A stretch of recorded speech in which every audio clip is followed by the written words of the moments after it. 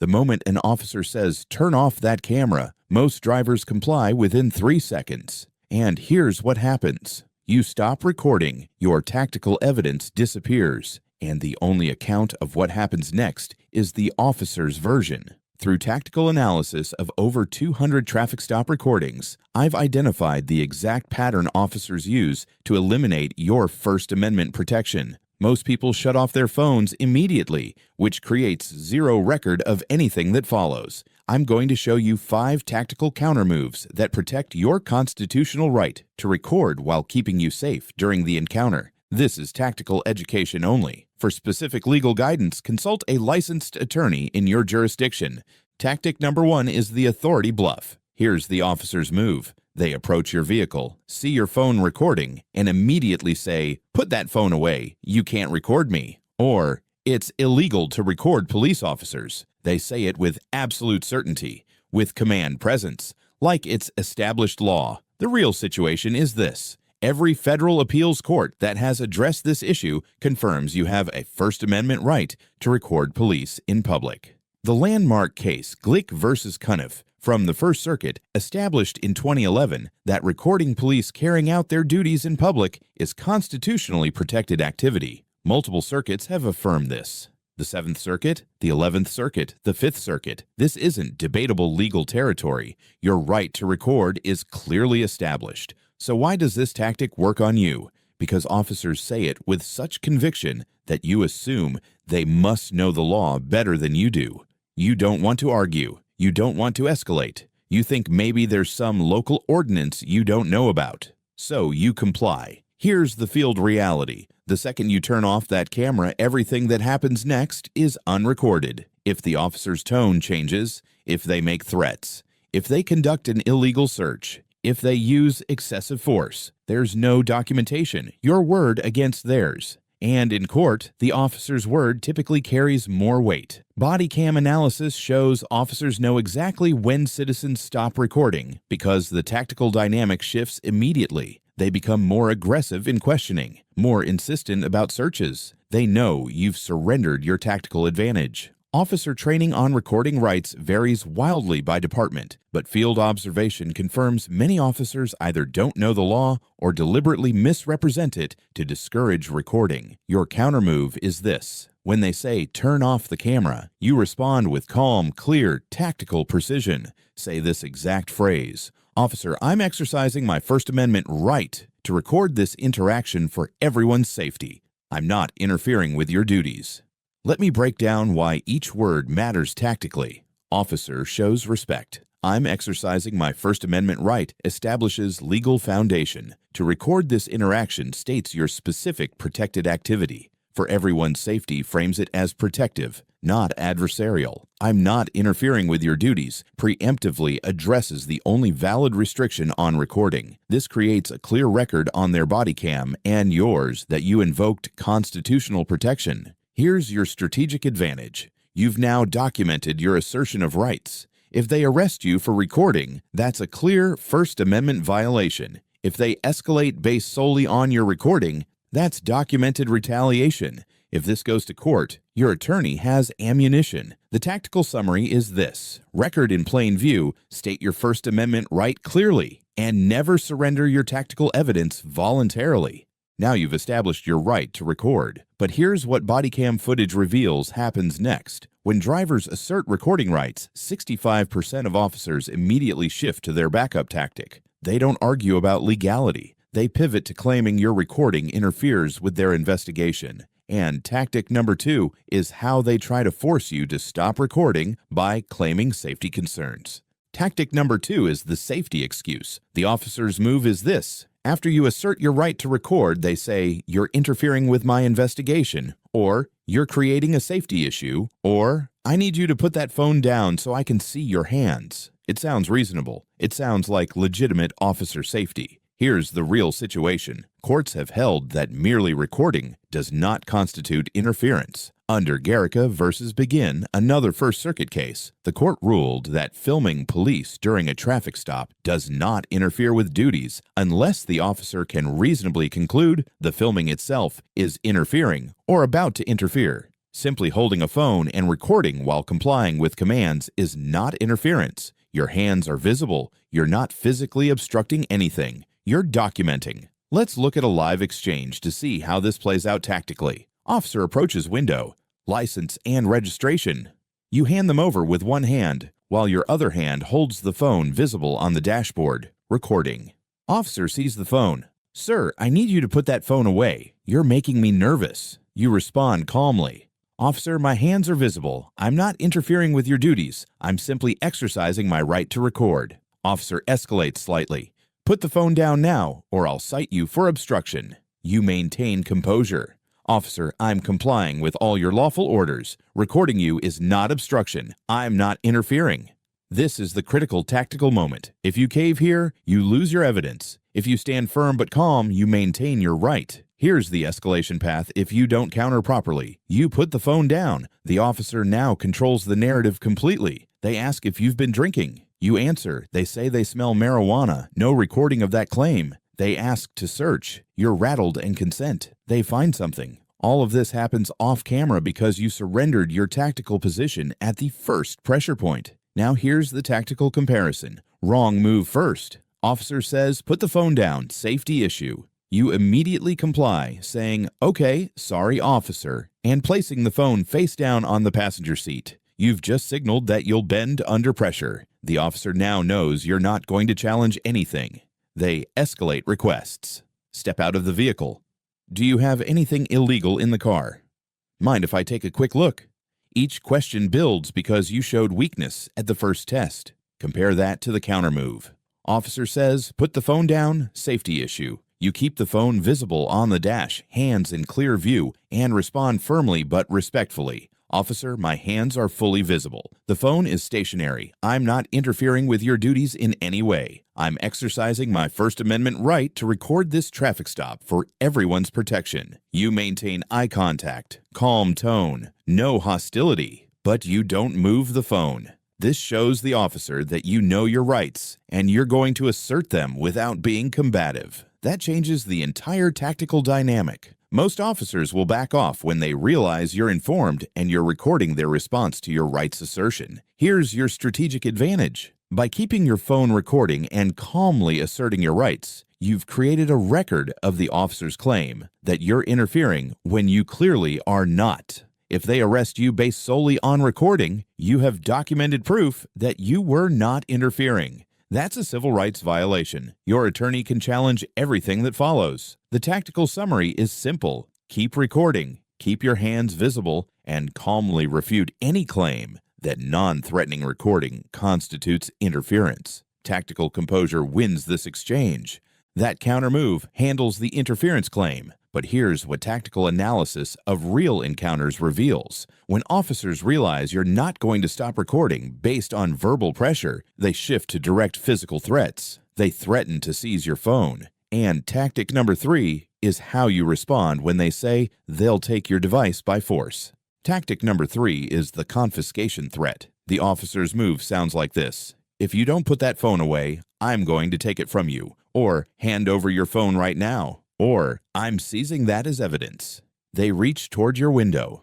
They make it sound like they have legal authority to confiscate your recording device just because you're using it. Here's the real situation that most people don't understand. Officers cannot confiscate your phone without a warrant simply because you're recording them. Under the Fourth Amendment, your phone is your personal property. Courts have consistently ruled that police need a search warrant to seize and search your phone. In Riley v. California, the Supreme Court held that phones contain such vast amounts of personal information that warrantless searches violate the Fourth Amendment. That same protection applies to confiscation. The Glick case we referenced earlier also addressed this. After Simon Glick was arrested for recording Boston police, they seized his phone. The court ruled that violated his Fourth Amendment rights because they had no probable cause for the arrest and no warrant for the seizure. Even if they arrest you, they can hold your phone for safekeeping during booking, but they cannot look at its contents or delete anything without a warrant. Why does this tactic work on so many people?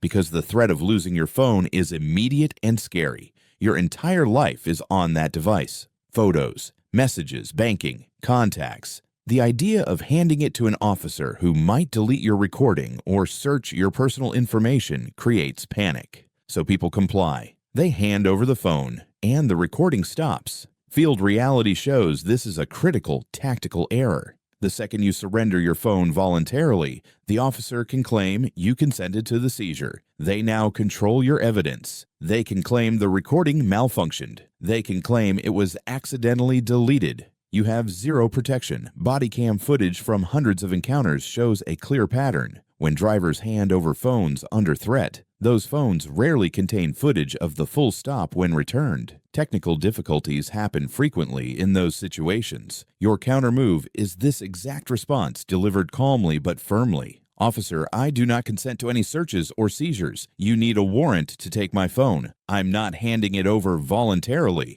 If you seize it without a warrant, that's a Fourth Amendment violation that will be challenged in court. Say that verbatim. Let's break down the tactical power of that statement.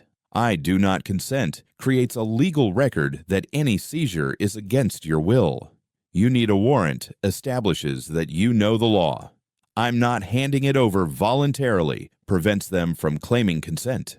Fourth Amendment violation puts them on notice that you understand your rights. Challenged in court signals you will pursue legal action. This response accomplishes multiple tactical objectives simultaneously. You've asserted your rights clearly. You've documented the officer's illegal threat on both recordings. You've signaled that you're informed and willing to fight this legally. Most officers will back down at this point because they know an illegal seizure tanks their entire case. Here's the strategic advantage. Even if the officer still seizes your phone illegally after you clearly stated no consent, your attorney can file a motion to suppress any evidence found and sue for civil rights violations. The officer's body cam captured your explicit refusal of consent. That's documented proof of an illegal seizure. Everything that flows from that illegal seizure gets challenged. The tactical summary is direct. Never voluntarily surrender your recording device. State clearly you do not consent. Invoke the Fourth Amendment by name. Make them get a warrant or commit a documented violation. You just shut down their seizure tactic. But when you won't hand over your phone, some officers shift to a more direct threat. They claim they'll just delete the footage anyway. And tactic number 4 is your counter to that intimidation move. Tactic number 4 is the deletion play. Officer says, even if you record this, I'll just delete it. Or, you know I can erase that footage. Or after seizing your phone illegally. Oops, looks like your video got corrupted. Pure intimidation. They're trying to make you think recording is pointless because they'll destroy the evidence anyway. Real situation? Officers cannot delete your recordings under any circumstances. Even with a warrant to search your phone, no legal authority to alter or destroy contents. That's destruction of evidence, federal crime, obstruction of justice. If an officer deletes your recording, criminal act opening them to prosecution and civil liability. Field reality shows this threat often works because people believe officers have broad authority. But your phone footage isn't their evidence to control without warrant and proper chain of custody. When officers delete citizen recordings, it's criminal destruction. Body cam analysis reveals officers who threaten deletion rarely follow through when driver demonstrates legal knowledge. Why?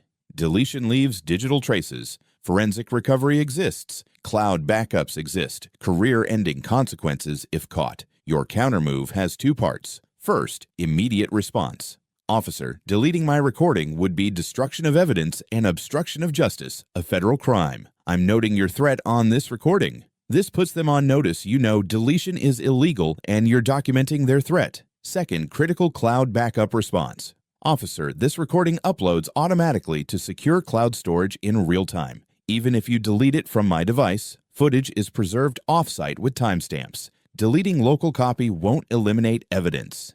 Game changer. Officer knows seizing or deleting accomplishes nothing. Most smartphones have this built in. iCloud for iPhones, Google Photos for Android. Strategic advantage overwhelming. You eliminated their ability to disappear evidence. Documented threat to destroy evidence. Created permanent record. Tactical summary. Set up cloud backup before you need it. Inform officer footage is cloud stored. Document deletion threats. One more tactic when physical intimidation fails. Sounds cooperative. Gets more phones unlocked than any other. Tactic number 5 is the consent trap. After refusing to stop recording and hand over phone, officer shifts tactics. Suddenly friendly. Hey, I just want to see what you recorded to make sure you got everything. Or, can I look at your phone quick to verify footage?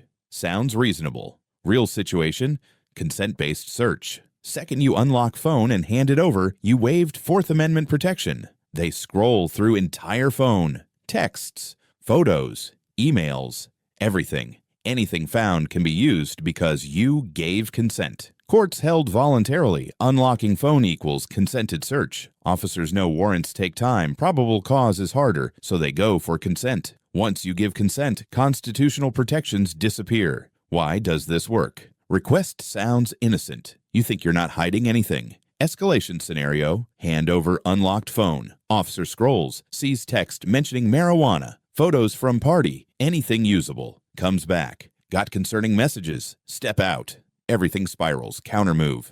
Officer, I do not consent to any searches. You're welcome to review footage through proper legal channels with a warrant, but I'm not unlocking my phone or providing access without one. Recording will be preserved through my attorney if needed. Strategic advantage. By refusing consent clearly and documenting refusal, you protected everything on phone. If they search anyway, suppression issue. Tactical summary. Never unlock phone, never consent to viewing contents. If they want recording, they get warrant or request through attorney. Now let's talk executing these tactics safely. Recording requires tactical positioning and smart technology. Phone positioning during traffic stop, visible on dashboard, or mounted on windshield facing officer's approach. Don't hold it up to window pointing at officer, looks aggressive. Keep stationary and visible. Hands stay on steering wheel except when reaching for documents. Announce movements. Officer reaching for registration now. When you start recording, state clearly, I'm recording this interaction for everyone's safety and protection. I have a First Amendment right to do so. Cloud backup setup, critical before traffic stop. iPhone, settings, your name, iCloud, photos. Turn on iCloud Photos. Android, Google Photos app, profile. Photo settings, backup, turn on. Better option, ACLU's Mobile Justice app. In some states, uploads automatically and sends notifications if recording stops unexpectedly. Tactical protocol for traffic stop recording. 1. Start recording before officer reaches window. 2. Place phone visible on dash. 3. State your recording for safety. 4. Hands visible. 5. If told to stop, state First Amendment right. 6. If seizure threatened, state no consent, need warrant. 7. If asked to see phone, refuse consent. 8. Remain calm throughout regardless of officer's tone. 9. After stop, verify footage saved. 10. If anything concerning, contact attorney. That's complete protocol. 4. Counter moves every driver must know. Counter move 1. Am I free to leave? Forces officer to declare detention status. Counter move 2. I'm invoking my right to remain silent. Not same as staying quiet. Must explicitly state. Once invoked, they must stop questioning. Counter move 3. I want to speak with an attorney. Terminates all questioning immediately. Nuclear option. Counter move 4. I do not consent to searches. Must be stated clearly. Refusing consent cannot be used against you. Why do these work? Legally recognized triggers activating constitutional protections. When you say them on recording, documented proof you invoked protection. Practice saying these now. Out loud, 3 times each. Am I free to leave? Say it. Am I free to leave? Again. Am I free to leave? Once more. I'm invoking my right to remain silent. Say it. I'm invoking my right to remain silent. Again. I'm invoking my right to remain silent. Final time. I want to speak with an attorney. Say it. I want to speak with an attorney. Again. I want to speak with an attorney. Once more. I do not consent to searches. Say it. I do not consent to searches. Again. I do not consent to searches. Final time. Muscle memory matters. Stressful traffic stop. Brain defaults to practiced responses. Composure principle. Be polite, not talkative. Cooperation doesn't equal conversation. Comply with lawful orders while asserting rights. Commands get compliance. Questions get silence or rights assertion. Tone matters. Calm. Even. No attitude. Execute tactical countermoves while de-escalating. Attitude loses, composure wins. Fourth Amendment right against warrantless searches. Fifth Amendment right to remain silent. Know these? Assert them. Document everything. 4 countermoves. Am I free to leave? I'm invoking my right to remain silent. I want to speak with an attorney. I do not consent to searches. This is tactical education only, not legal advice. Consult qualified attorney. Hit like, subscribe, share. Next video on screen. Know the tactics, control the encounter, own your rights.